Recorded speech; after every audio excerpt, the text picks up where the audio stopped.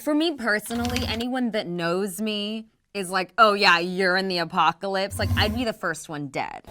Action! Live on set. How It Ends is a Netflix movie coming out the 13th of July.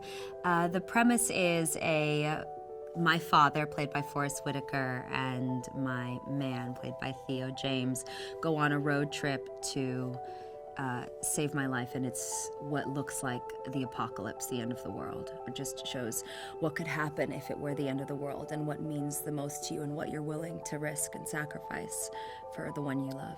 It is pretty terrifying, and then you think about what you would do if it were the end of the world. I mean, just based on my work with refugees, I've had a bit more time than I thought I ever would talking to different people that have had to flee their homes and leave with only the clothes on their back, or have to drop off their belongings in order to pick up their child. So on a human level, I've experienced that empathy, but it was obviously very different than the end of the world, but the end of the world can be different things to different people. So I definitely felt a connection to, what would you do, what would you take if you had no time and you didn't know how long you had, and you were, fleeing for your life. Have you talked to Sam? We got disconnected. What's the last thing she said?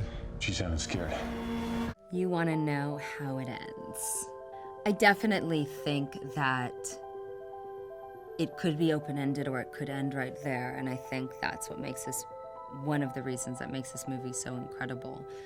Even when I saw it, it took me by surprise, because we're dealing with green screens, we're dealing with things that are pre-special effects, and even just seeing it, it really, David Rosenthal made a masterpiece for sure. So.